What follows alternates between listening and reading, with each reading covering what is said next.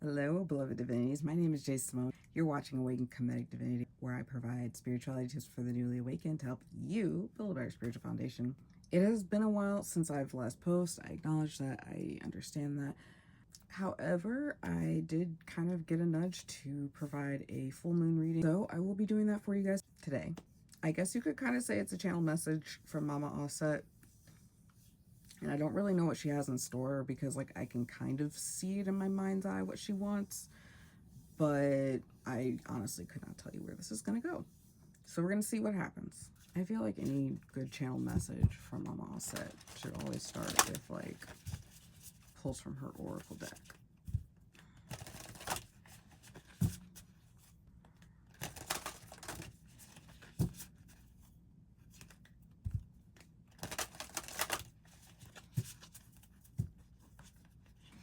Now, I don't have much space to work with, so if you are watching the card layout, which will either be available here or here, I don't know how I'm going to do the video yet. They are going to be overlapped. If you're watching this portion where you see my beautiful face, I will try to remember to lift up the card and show you guys, because I don't, this style of recording is still new for me, so I don't really know if I'm gonna, yeah, this style of recording is kind of new for me, so I don't know if I'm gonna really get everything. So yeah, let's just go ahead and see what we got here. Hopefully I will remember. I do apologize if I don't, though. Just a heads up. If I ever need to, like, screenshot a card, ask me. I feel like at some point I'm gonna, like, go through and, like, just, like, arrange on my, like, have photos of my decks, like, each and every card at some point, because I feel like I'm crazy like that. So, well, not crazy. It's like eccentric. Eccentric. I think that's how they say that. Words are hard. All right, so the main theme going on right now, we saw trying to jump, was this one. Enter the chamber of healing. Healing in the divine chamber of the Lady Isis. So let's see what she wants to. Mama Aset, I do appreciate your enthusiasm. However, I do want to try and limit this to one card per location. We're pulling for the... I can't exactly tell you what it's meant to be yet, but I know it's supposed to go right here. Anyways, top card. This one. Pyramid of Light.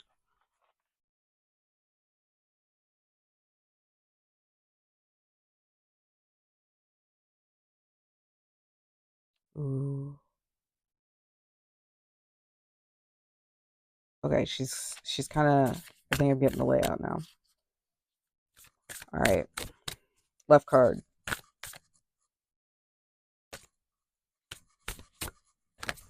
Fuck.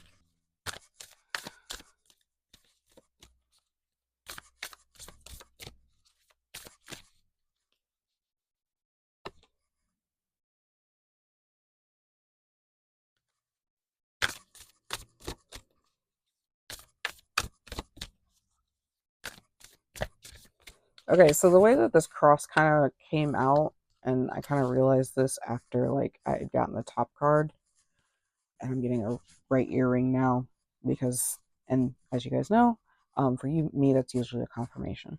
So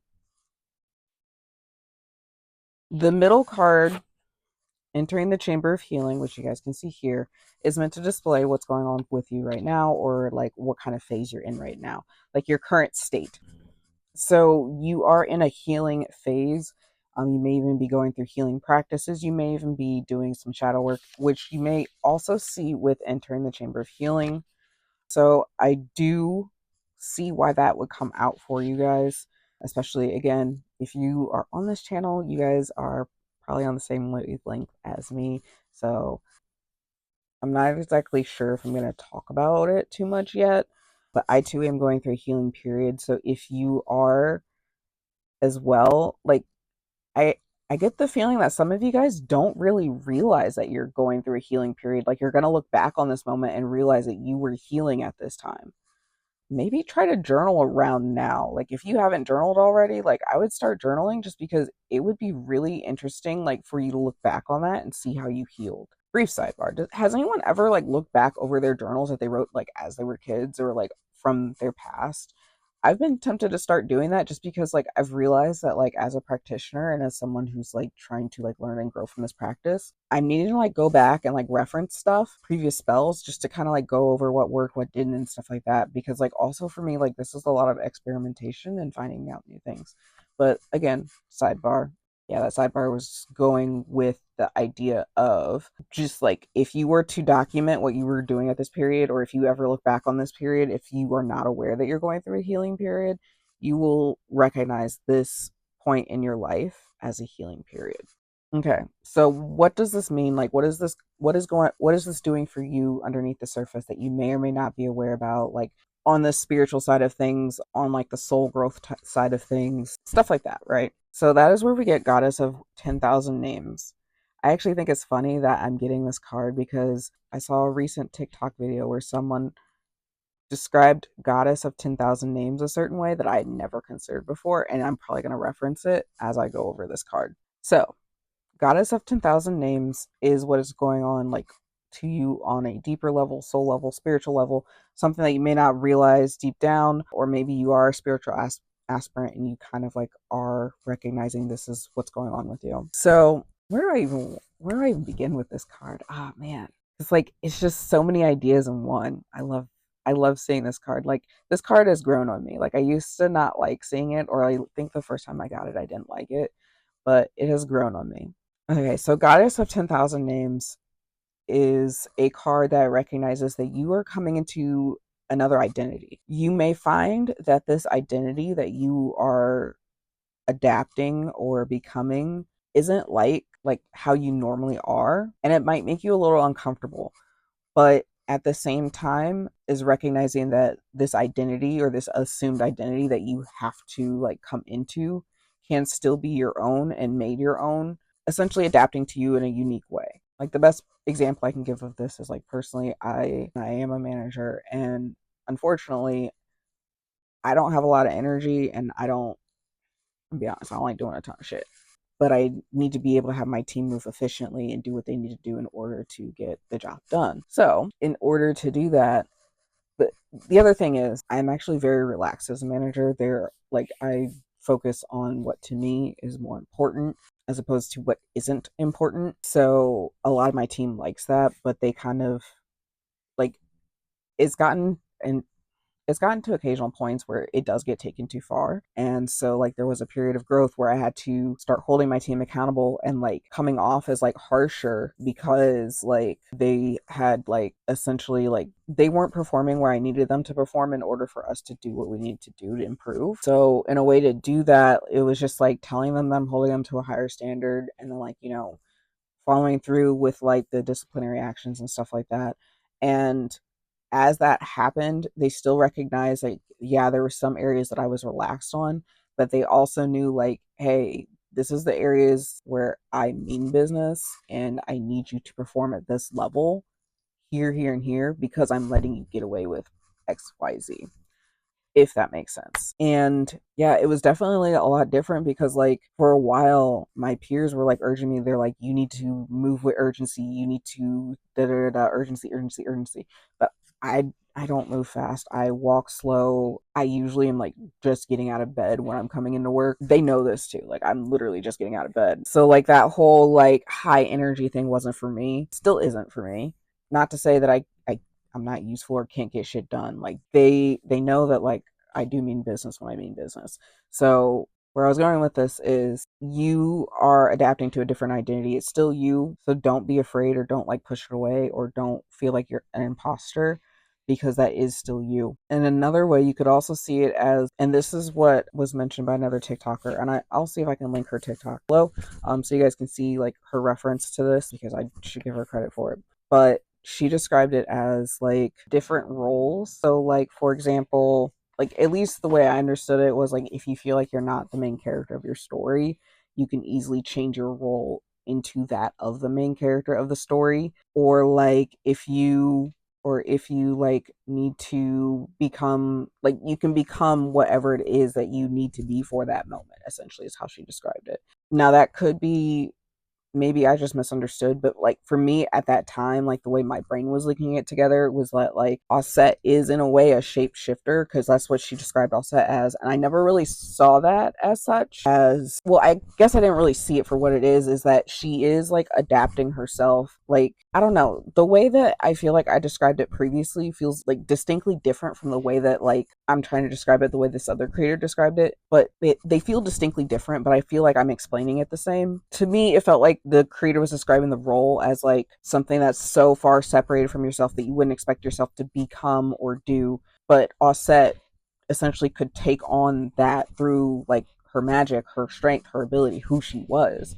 And it's like to say you have essentially just like become a brand new thing, like instantaneously, if that makes sense. Or like not like a new thing, but you have instantaneously become the thing right now, if that makes sense. I hope that makes sense. I really do hope that makes sense. Essentially, like at your core, you are who you are, but you may shapeshift, you may transform, you may take other names, you may take other roles.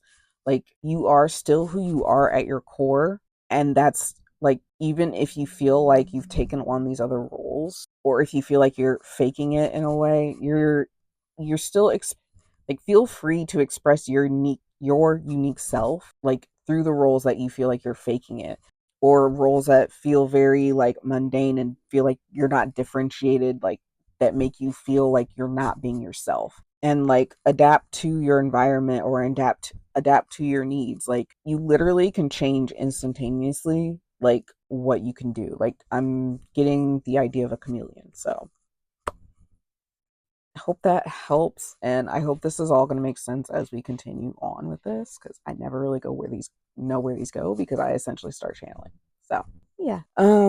So we're going on to the things that like you need to be aware of now, or what going on, like what you're working on now, like physically, spiritually, like that you're aware of on the conscious level. So essentially these cards are kind of like conscious unconscious, or like conscious soul work that you could do to support your unconscious soul work. All right, so here we go. We've got Pyramid of Light, step your vibration deeper into love. Is this called Heal? Now, I know that doesn't sound like anything, but essentially this card is a card for psychic protection. Yeah, I was going to say, you don't really get that because it's step your vibration deeper into love, but the way that you perform the ritual, and you can actually find it here on YouTube, I'll even link it down below so that way you guys can look at it and do it, is you essentially are creating a psychic shield for yourself. And I have done this ritual quite a few times. I actually have done it recently too.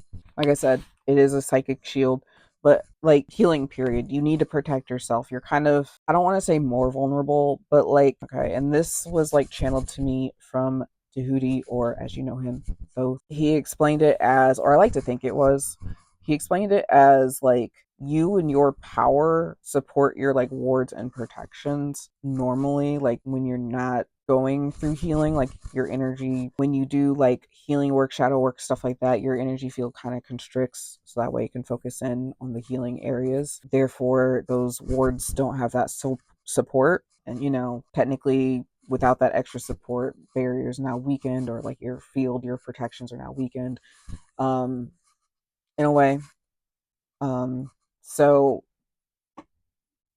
he is nudging, urging, and I'm even like getting a push in my heart to communicate to you guys, like, this healing period, like, even if you don't think you need it, or even if you don't think you're in a healing period, just up your protections a little more. Even do this like pyramid of light. I usually do it for about a week at a time, as like a weekly ritual, especially like if you were to do it on like a Sunday, because like um the the ritual the ritual arranges for you to do it um with an image of the sun and the eye of Ra. So if you were to essentially line that up with that, it would kind of supercharge your ritual, which probably would be good. Um yeah, in case you're into planetary alignment and stuff like that and trying to maximize your magic here. Um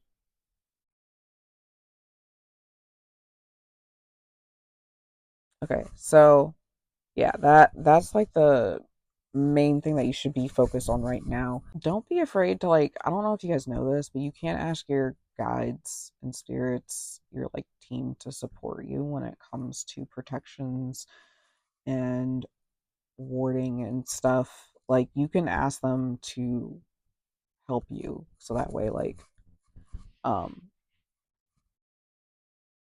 like I said, you're kind of withdrawing a lot of your energy, so it is going to be harder to support them. So like like your spirit team can support you, the wards, or they can add their own, all that fun stuff. Still recording. Okay, cool. Or like past. Wings of Isis uniting with the angelic self. I was thinking when I first got this card that you were working with angels, but I don't think that's the case. Um, Now as I'm looking at it, I'm just getting it as your encounter with the divine. Let me show it to you guys here. It is this card. This card to me tells me that you had divine intervention or divine encounter recently. I feel the nudge to say and urge that this was recently for you, that you had this occur. And um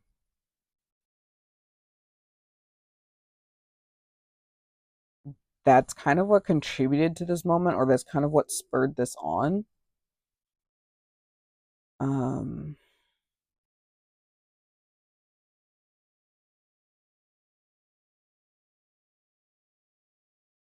I don't have too much else on this here, but like as I'm looking at this card, it's like this feather has landed here and then like it's like dripping on water and it's like rippling out. And so like kind of to me it's like that divine touch or that divine intervention kind of like is going to affect and change everything and ripple out, like ripple effect. Um Also, like it also tells me that it's kind of like showing you as a conduit of the divine, with it being a feather. A feather is kind of like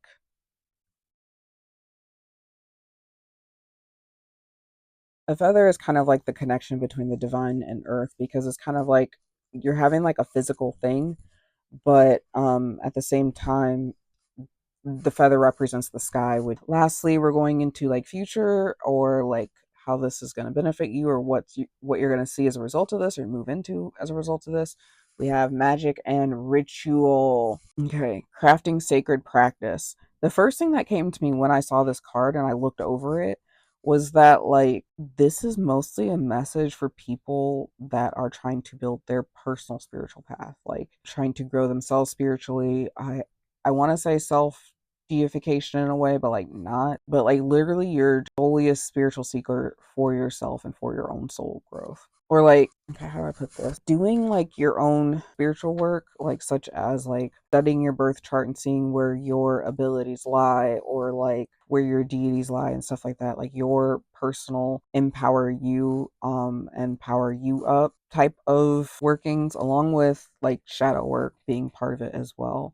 Because I feel like there are people that do the inner work and do the soul growth work and reap the benefits of that on the spiritual path, and I feel like there are people that are spiritual or on the spiritual path and not doing that, if that makes sense. And like if you're like me, and again, like you're on this path mostly as a service to yourself, you want to do that work to like find your personal path and like your personal like specific spiritual makeup, because it'll make your spell work stronger. It'll essentially support you in everything that you need to do. And my right ear is ringing as I'm saying that. It can empower your spell work because you'll know like what you excel at, like what you naturally excel at. Like granted, I think you should study all things, at least I intend to, just because I'm weird like that. I like knowing everything. I like being able to do everything. I think I should probably try a little bit of everything. Why not? If you're someone that like kind of just hops around and doesn't really take anything seriously, and maybe is always looking for someone else to write your spell for you or do your spell work for you, then this will apply to you. You do want to know like your personal spiritual makeup. Like it helped doing the different personality quizzes, doing the different astrology stuff, like all of that, like getting your personal specific information, finding your numerology and numbers, all of that is essentially what this card stands for. At least that's my first initial interpretation for it. And for the people that are on the level to go that deeply into their work. If you are not on that level to go deeply into your work, you're just going to be powerful, bitch. That's all I got to say.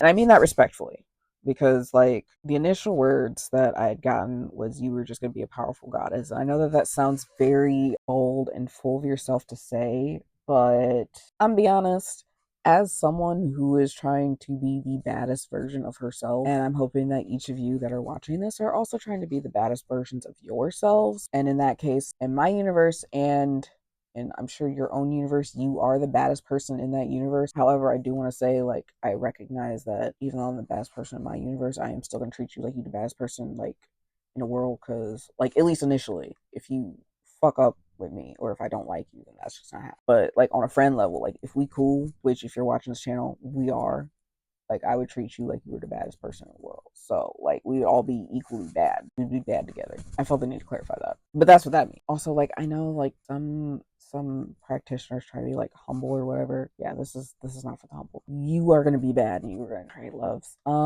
I do genuinely feel like that's all I need to communicate and I don't need to pull out anything else. Well, okay, so she does want one card from Creatrix Awakened because, like, she had me look at that deck specifically. All right, Mama Aset. What's the? I would like to. I don't want the entire deck, ma'am. What's the word from the Creatrix Oracle? Okay, I lost it. I'm sorry, ma'am. I'll do two. I'm okay with two. We got Witch, Harmony, Invocation, Anticipation. This one, y'all. This is card number 32. And then we got Soul Earthing, Consciousness Rooted, Soul Awakening. Go. This is card number 9. I was thinking of why she had me choose this deck and what exactly she would be trying to communicate with you guys with this deck. And the only thing that I could really think of is creatrix energy. Aset is considered a creatrix because in some myth, she is the one that creates, essentially, like, she is the supreme being. I mean, it depends on the myth, the Phoenicians, ancient Egyptians, however you want to call them. I prefer Cometians because that's what I consider what I practice. They had multiple myths and they were fine with that, and that just settled that for them, and they didn't care. I mean, shit, like all myths applied. And the reason I say that is because that's actually like kind of how we get. That's how we get Atum Ra. I was trying to remember whether or not like he had Horus attached to his name or not, but Atum is mentioned as a creator deity in one of the cosmologies, and then you got Ra mentioned as a creator deity in the other cosmology. Yeah, I was forgetting another name. And then you got Asar as like, was it Asar? Okay, maybe not Asar. But then you have like, yeah, so you have Ra, because Ra led to Asar. Then you have Atum, and then you have Ptah, I think is what it is. Mon Ra Ptah. Because like they all get mentioned as creator deities for their various regions, and then like literally everyone was just like, all right, let's just throw them all together, and that was it. Or like how you get like for Aset, a lot of the associations for a lot of the other female Egyptian deities, at least a lot of those kind of got all wrapped together and thrown into Aset. So where I was going with this is that she is considered in some cases a creatrix deity because of that. She could also be considered a creatrix deity because she did, through one of the myths, obtain the true name of Ra, which gave her power over everything. I actually really like that myth. I read a quote from that myth recently, and I'm probably going to put it like here or whatever. And it is, I read that quote and I was like, that's some bullshit I would be on. Anyway, and so by getting Ra's true name, she now got power over everything because she had the power over Ra. So essentially why names are important. So be careful with who you hand your name out. You didn't know. A name means a lot to a practitioner. Anyways, where I was going with this is what she's trying to communicate here is I feel like something to align more with, like, help you align more with creatrix energy. At least I feel like these are her suggestions. Not that you have to do it, but that it will help you align better with her energy. So yeah, in case you didn't know, again, if you guys align with my readings, you probably also have some connections to Aset as well. So Aset, girly, say hi. I actually am trying to find more Aset girlies because I feel like there's not enough of us in the world.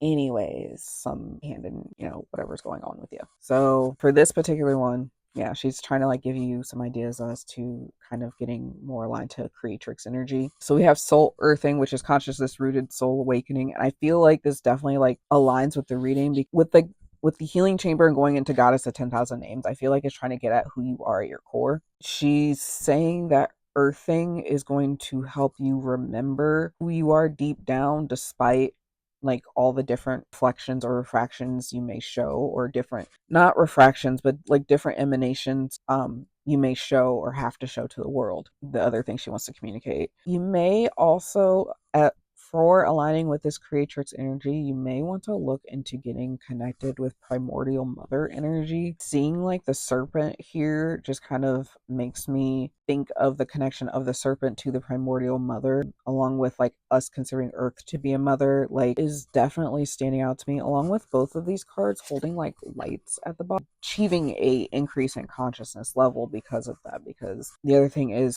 with Commission spirituality, at least for me, my personal gnosis is that light does help, like natural sunlight does help with the raising of the consciousness, the rate, like the increase in spiritual ability and stuff like that. So my own thought. Okay, so that tells me you're probably going to be one out there getting some sun. At least where I'm at, we are getting a lot more nicer weather, so I am trying to get more sun in myself.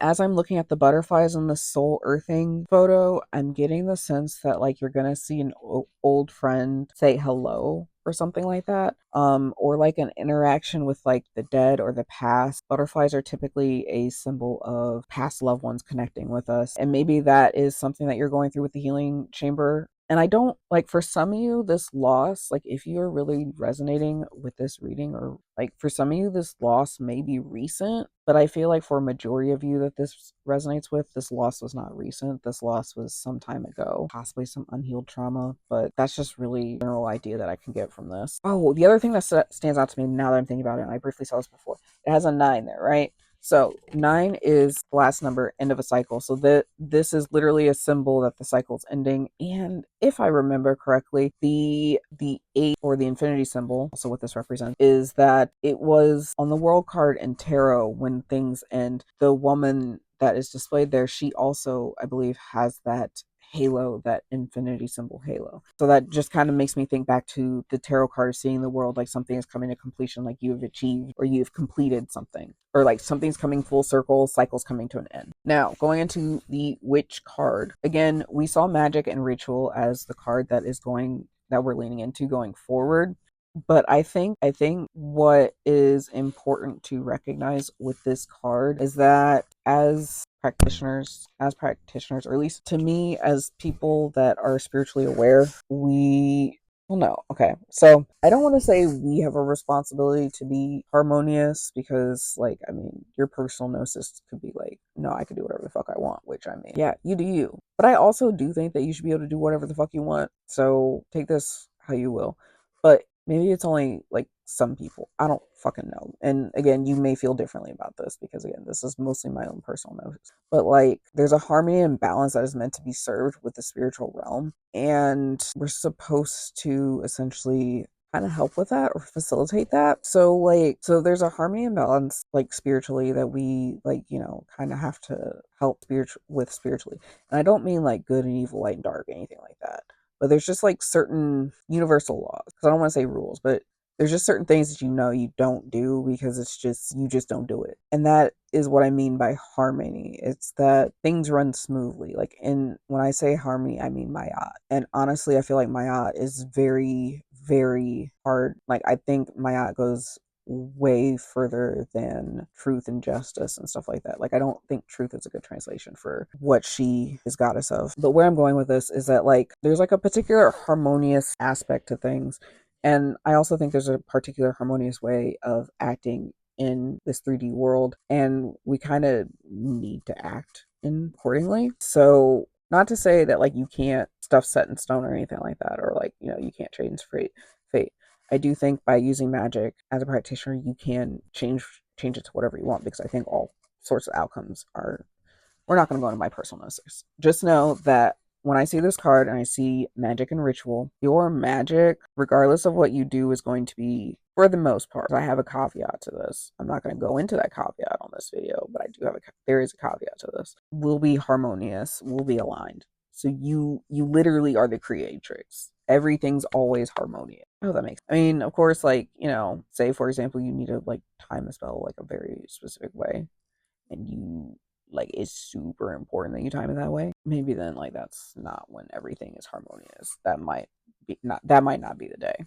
But it's kind of, I feel like this card is mainly to remind you of your power as a goddess. Like you can literally change and do whatever you want. That's kind of also what Goddess at 10,000 Names is too. You can literally change and become whatever the fuck you want. Goddess Isis, Aset, Isis, Aset, Isis. I prefer Aset. She wants you to know that.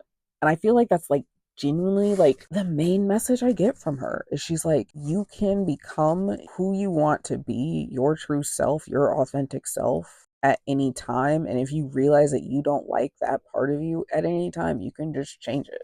I feel like a lot of times what she communicates to me is that it doesn't matter where you think you are in your path. If you think you're doing completely terrible or whatever, because I know a lot of people like will sit on the fact that they're like, oh, I'm not young enough, I'm not cool enough, blah blah blah. But like, and so they let that hold them back. Yeah, that's what she wants me to go over with. She's like, don't let your reservations hold you back from being your authentic self. And a lot of us use magic as a way to get us to that point. And so, yeah, this is her saying, hey, do not, whatever you choose to do to get you to what it is that you want is going to be harmonious, of course, within caveat. And don't let misconceived notions stop. Hope that makes sense, dudes. All right, so that's all I got for this reading because, yeah, my instance is pretty much done. And I hope you guys like this. I hope that you guys appreciate her full moon message. This is for a full moon in Scorpio. So I would say this kind of lines up with the Scorpio energy. So yeah, that's what she wanted to communicate with y'all. I hope that helps. Bye, love. See you whenever I come back. Oh, probably soon though, because I have to post a video about a recent thing.